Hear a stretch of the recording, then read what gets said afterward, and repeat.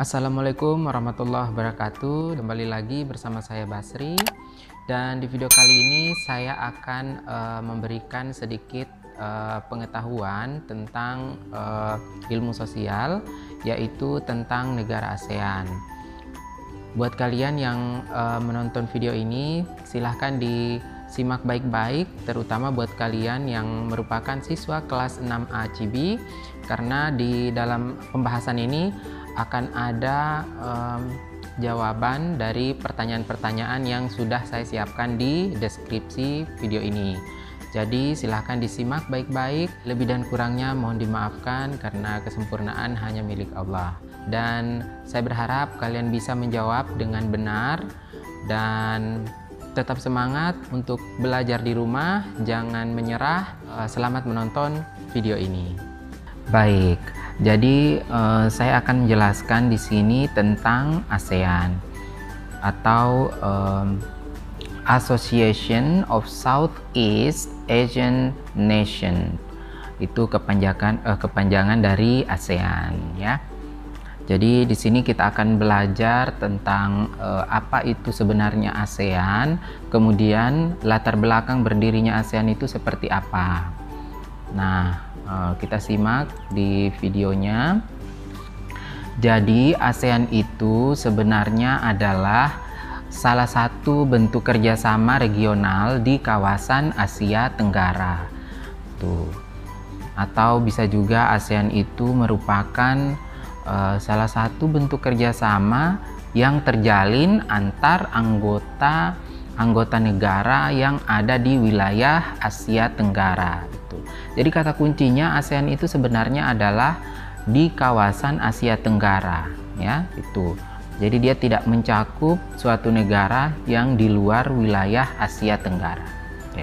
Dan walaupun di kawasan Asia Tenggara, tapi ada beberapa negara yang memang tidak tergabung dalam ASEAN ini. Seperti itu.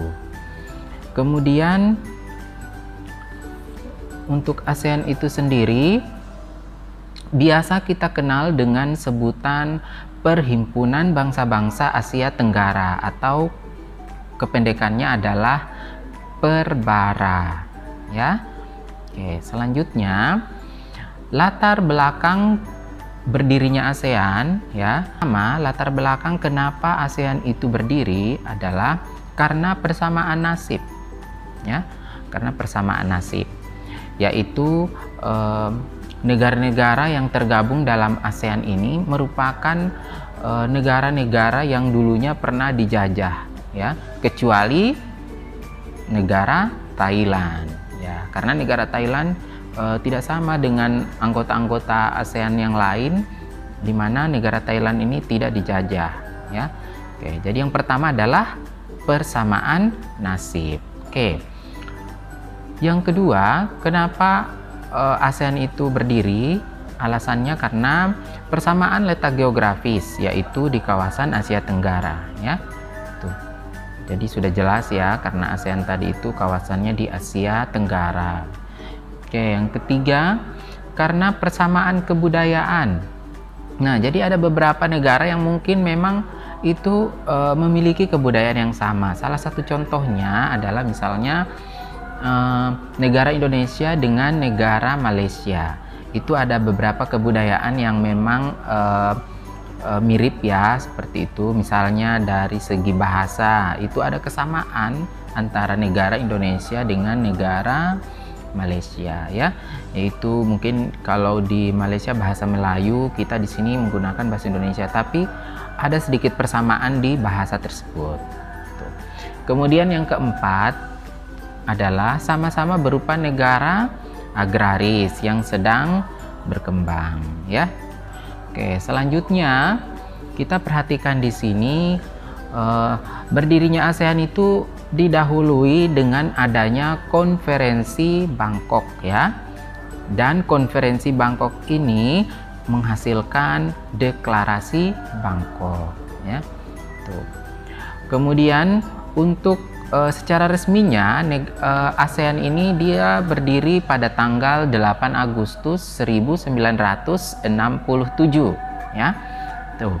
Jadi kalau ada pertanyaan kapan ASEAN secara resmi berdiri, maka jawabannya adalah pada tanggal, ya benar, 8 Agustus tahun 1967 ya.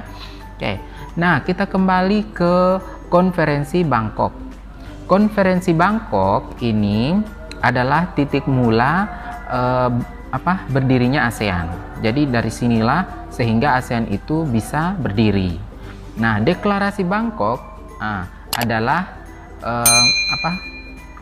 suatu keputusan ya yang dihasilkan dari Konferensi Bangkok, dan itu ditandatangani pada tanggal 8 Agustus tahun 1967.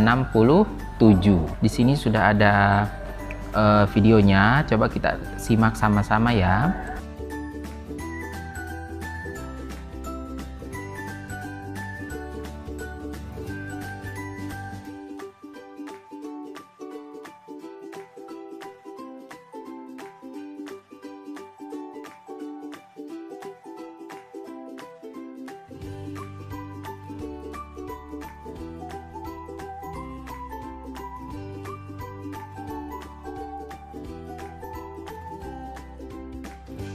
Siapakah mereka yang mengikuti Konferensi Bangkok ini atau yang menyetujui Deklarasi Bangkok ini? Nah, kita lihat ke video berikutnya. Yang pertama adalah Adam Malik ya. Adam Malik itu sendiri adalah Menteri Luar Negeri Indonesia ya. Jadi perwakilan dari Indonesia itu adalah Adam Malik. Nah, di sini ada saya tampilkan untuk profil dari Menteri Luar Negeri Indonesia atau Adam Malik. Coba kita saksikan bersama.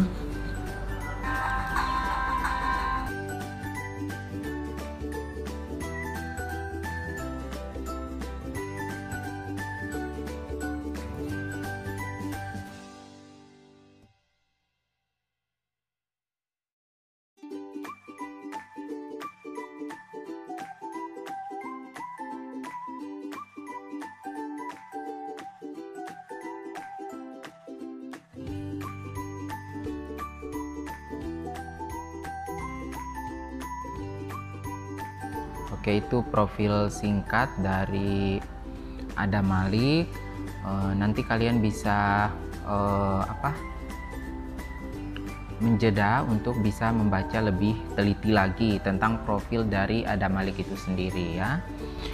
Oke, selanjutnya kita ke negarawan yang kedua yang bergabung atau yang berpartisipasi dalam Konferensi Bangkok ini ya. Jadi yang kedua itu adalah Wakil Perdana Menteri Malaysia, yaitu Tun Abdul Razak. Kita lihat profil dari Tun Abdul Razak ini seperti apa. Nanti kalian bisa menekan tombol pause ya untuk bisa menyaksikan lebih teliti lagi profil dari masing-masing negarawan yang saya tampilkan.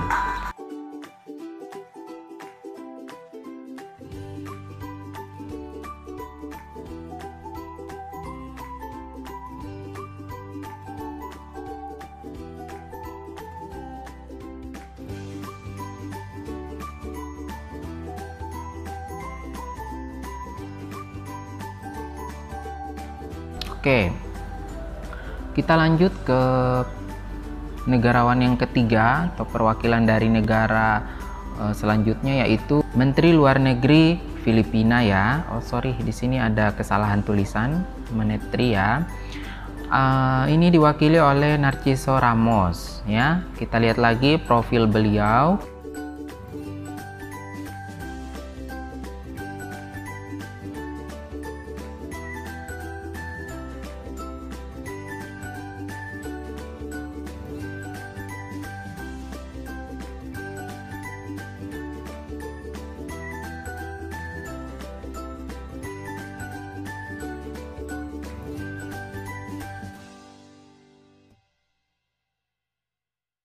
Selanjutnya kita lanjut di negarawan yang selanjutnya yaitu Raja Ratnam dari Singapura ya. Jadi beliau ini adalah Menteri Luar Negeri Singapura saat itu. Oke, kita lihat profilnya.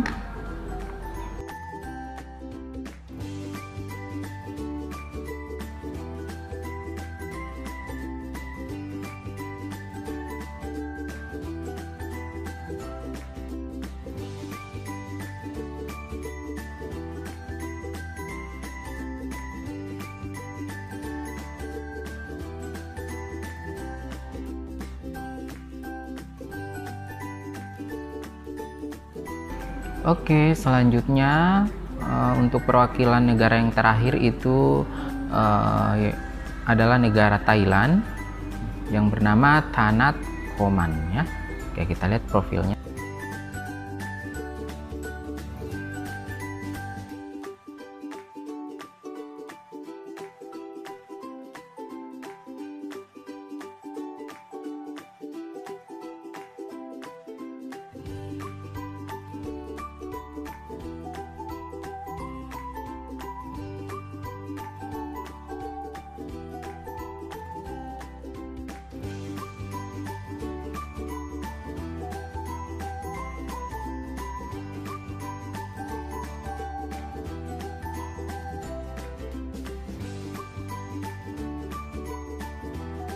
Kita masuk ke tujuan ASEAN ya.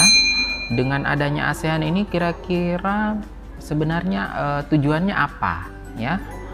Oke, kita coba cek. Yang pertama, tujuan dari ASEAN itu adalah mempercepat pertumbuhan ekonomi dan sosial budaya di Asia Tenggara ya. Ya benar, ini dengan adanya kerjasama tadi yang terjalin antara anggota-anggota dari ASEAN itu sendiri ya, yang berada di wilayah Asia Tenggara, itu dapat mempercepat pertumbuhan ekonomi ya. Ya, karena ada kerjasama yang terjalin di situ. Dan kita akan pelajari nanti selanjutnya kira-kira bentuk kerjasama apa saja yang terjalin antara anggota-anggota ASEAN itu ya. Oke, kemudian yang kedua, meningkatkan perdamaian dan stabilitas regional ya. Dengan adanya kerjasama tadi maka perdamaian juga akan terus ditingkatkan ya. Suatu negara akan saling perhatian, akan saling menghargai ya antara negara yang lain itu. Kemudian yang ketiga, memajukan kerjasama di bidang iptek ya. Lebih-lebih untuk di bidang ilmu, pengetahuan, dan teknologi, maka dengan adanya ASEAN ini diharapkan suatu negara bisa berkolaborasi, bisa bekerja sama dengan negara-negara yang dianggap memang sudah sudah canggih dalam bidang ilmu pengetahuannya, dalam ilmu teknologinya. Jadi bisa ajak kerjasama. Kemudian yang keempat, memajukan kerjasama di bidang pertanian, perdagangan, angkutan, dan komunikasi. Nah, di awal tadi sudah disebutkan bahwa latar belakang berdirinya ASEAN itu adalah karena sama-sama merupakan negara agraris ya. Jadi harapannya dengan adanya kerjasama ini, maka bisa memajukan kerjasama di bidang agraris tadi seperti pertanian ya, kehutanan dan lain sebagainya. Kemudian selanjutnya memajukan penelitian bersama masalah-masalah Asia Tenggara ya. Kemudian meningkatkan stabilitas politik dan keamanan. Oke. Kemudian selanjutnya yaitu mengenai lambang ASEAN ya. Di awal saya sudah tampilkan lambang ASEAN tapi dalam bentuk hitam putih ya. Sekarang ini sudah lengkap dengan warnanya. Jadi lambang ASEAN itu adalah 10 ikat padi. Di lambang ini memiliki arti ya, memiliki makna. Jadi lambang ini tidak langsung dibuat begitu saja, tapi karena mempertimbangkan makna yang ada di dalamnya. Oke, kira-kira apa maknanya? Yang pertama, 10 batang padi itu melambangkan jumlah anggota ASEAN. Oke, jadi 10 batang padi itu menandakan bahwa anggota ASEAN itu terdiri atas 10 negara ya. Kemudian yang kedua, lingkaran itu melambangkan persatuan ya, lingkaran. Oke. Kemudian warna biru melambangkan kedamaian dan kestabilan ya, itu berkaitan dengan tujuan dari ASEAN tadi. Kemudian yang keempat, warna dasar merah melambangkan keberanian dan kedinamisan. Oke. Kemudian yang kelima, warna kuning menandakan bahwa terkait dengan kemakmuran, karena kerjasama yang terjalin tadi harapannya bisa meningkatkan kemakmuran ya. Oke, seperti itu. Kemudian anggota-anggota ASEAN ya, di awal tadi sebelumnya sudah dikatakan bahwa ada 10 negara. Yang pertama ada Indonesia, kemudian ada Malaysia, ada Thailand, kemudian ada Filipina, kemudian Singapura, kemudian Brunei Darussalam, kemudian ada Laos, terus ada Vietnam, dan ada Myanmar, kemudian yang terakhir ada Kamboja ya. Oke. Nah, saya cukupkan sampai di sini untuk materi kali ini. Jangan lupa untuk mengisi jawaban ya, untuk membaca pertanyaan yang ada di kolom deskripsi dari video ini. Kemudian jangan lupa untuk menjawab langsung di kolom komentar dengan menyebutkan nama lengkap dan kelasnya. Oke, sampai jumpa di video selanjutnya. Assalamualaikum warahmatullahi wabarakatuh.